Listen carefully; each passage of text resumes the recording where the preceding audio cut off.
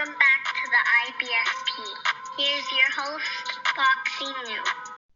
Don't overlook Oscar Valdez and Anthony Joshua. And look, let's break it down honestly and objectively as possible. You know, a lot of boxing fans are coming out overlooking Oscar Valdez, overlooking Anthony Joshua in their next fight against Shakur Stevenson and Oslander Usyk respectively. And we'll take a look at Oscar Valdez first. You know, this is an excellent matchup between Oscar Valdez and Shakur Stevenson. This is a matchup between two undefeated world champions. This is the type of unification fight that you need in boxing. And everybody I've noticed is writing off Oscar Valdez like he has zero chance in this fight, like he has zero chance to win this fight. And in my opinion, I look at a guy like Shakur Stevenson and he's already shown me an elite skill set. Shakur Stevenson is the type of guy that can box circles around literally almost anyone. But Shakur Stevenson has not had his chin tested. He's not been pressured. He's not been put to the test against somebody who's just as confident as him. Somebody who's going to run through him like a brick wall, who's not afraid of him. In Shakur Stevenson's last fight against Jamel Herring, Herring was terrified of Shakur Stevenson from the opening bell. So you can already see that there's going to be a distinct difference. Oscar Valdez is the type of guy who kept fighting with his jaw broken. He's a warrior. He's going to keep coming and he's going to bring it. In my opinion, I don't see Oscar Valdez winning a boxing match with Shakur Stevenson, but that would be suicide. Only an idiot would go in there thinking that you're going to outbox a guy with those type of skills. That would be fundamentally flawed.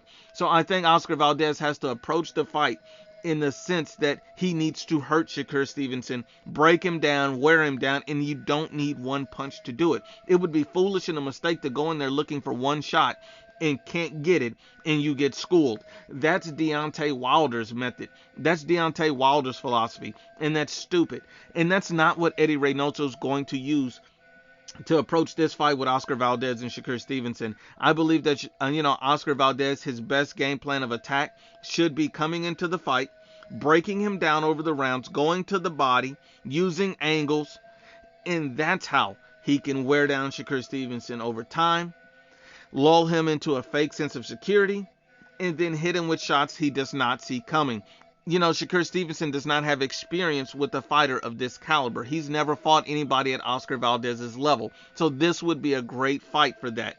And I think that, yes, Shakur Stevenson is obviously more talented and skilled than Oscar Valdez on the surface, but Valdez is going to have a power advantage. He can hurt Shakur Stevenson. He can knock him out. And I think that writing off Oscar Valdez is foolish and premature. But let's keep it going. And then you get to Anthony Joshua versus Oslander Usyk. And Oslander Usyk is obviously the most skilled fighter. We've already seen him outbox Anthony Joshua. We've already seen Anthony Joshua get outboxed in that match. But we also saw Anthony Joshua had success going to the body against Oslander Usyk. We've seen what that type of plan for Anthony Joshua has done that's paid dividends. So it would make sense that Anthony Joshua would invest in the body early in this fight, break down Oslander Usyk, drag him in the deep waters, and then put him through hell. Because that's what Anthony Joshua can do. He has elite power. He can knock out Oslander Usyk. You could tell in the first fight that Usyk was wearing down by the end of the fight. He was a little battered. He was a little bruised. But the fact that Anthony Joshua didn't have the dog in him, didn't have that heart in him, that's what cost him the fight. And the fact that his idiot trainer kept telling him that he was boxing beautifully. Anthony Joshua needs to unleash the beast with Oslander Usyk. He needs to break down his opponent instead of looking for one big shot and punching himself out. He needs to be tactical in his approach, and that would lend a good chance to him winning this fight. But by no means is Oslander Usyk an easy fight for Anthony Joshua. Is this going to be a walk in the park?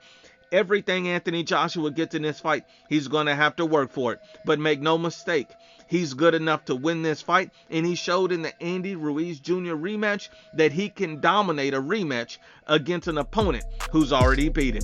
Because men lie, women lie, but the facts don't lie.